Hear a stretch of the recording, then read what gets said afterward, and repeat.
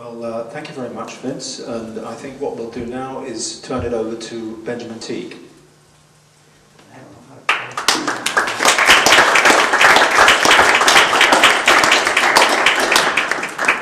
Thank you.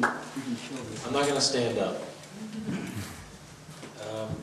So when I was thinking about how I wanted to approach the work that's in this Detroit Breeding Ground exhibition, I really wanted to take it and approach it just from a strictly aesthetic point of view. Like, I wanted to divorce it from the social and the location. And I know location is important, but I really wanted to talk about what I consider a common thread throughout the work, which I'm going to call the flawless aesthetic. So I'm just going to read what I wrote.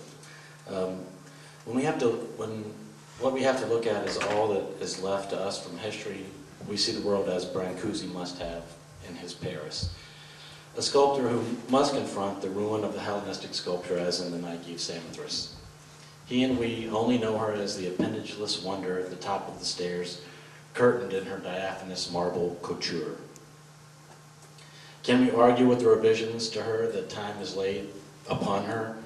Deal with them we must.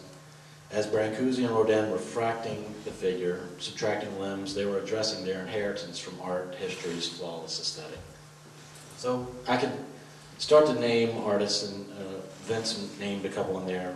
Jessica Stockholder, I'm going to add a couple, Jonathan Mies, Peter Volkos, Lucio Fontana, Anselm Kiefer, Joseph Beuys. In the visual realm, artists in the musical realm like John Zorn, Thelonious Monk, John Coltrane, Ornette Coleman, Stravinsky, Varese, all these people, I think we're dealing with something that when you look at it formally, you can't say, in the case of Stravinsky, that C sharp does not belong there.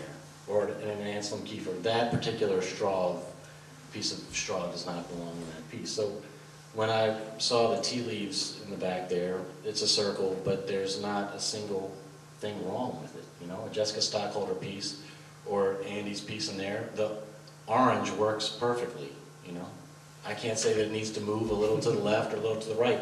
Formally and compositionally, that's what I'm interested in the work as a common thread. Upstairs, the light leaning against the wall, the reflection of it in that piece of glass leaning against the adjacent wall, they're just formal concerns that I feel are inarguable. You can't argue with that. And I have issue with that. I have a problem with that.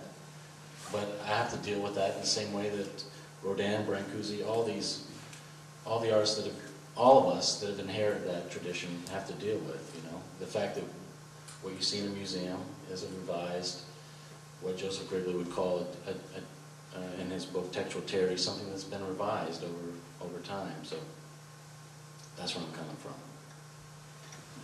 Thank you.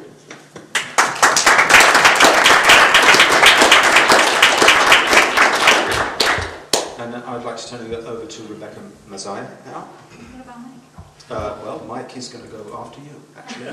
So, we're waiting with bated breath.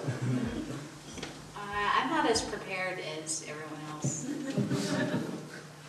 I guess one of the things that's confusing me a little bit, but that I think we need to hash out as a panel is whether or not we're conflating sculpture and public art, or I mean, it's interesting to me that the catalog offers questions about sculpture, but then all of the writers and artists who responded in their essays seem to be talking about public art in a certain sense.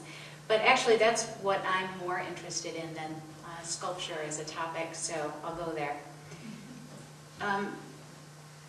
I guess the first thing that I want to say is that the form doesn't really inspire me as much as how it responds to its context.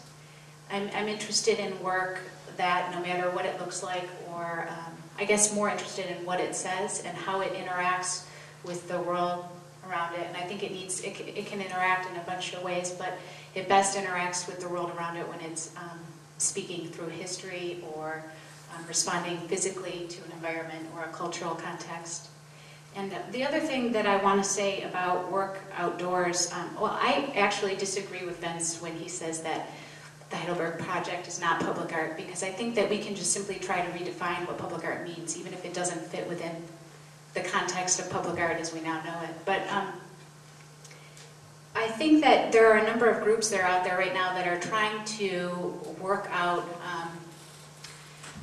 outside of the limits of gallery walls, and that's a noble effort, but that they're going about it in wrong ways because it's always in service of something else. It seems like a lot of work that happens outside is auxiliary to another effort, be it the Skillman Foundation's effort, in which they're trying to really make underserved communities thrive and regain some sense of community. I think that's a noble effort, but I don't think that it's really in service of the art.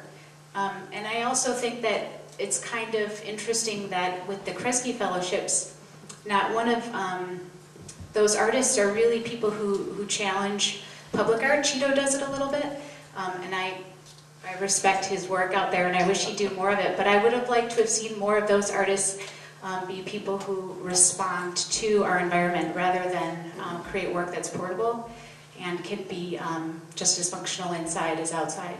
So I guess that's kind of just where I want to start, is to say that if we were to have a group dedicated to public art, then it needs to function as any other gallery would. It needs to be curated by a group of people who believe in the artist's work and commission artists that they believe are valid. And you would never invite a poet in and say, this is what you're going to read, and this is how you're going to read it. You just kind of leave it up to them. So I think that that's kind of what I would like to see happen in the city.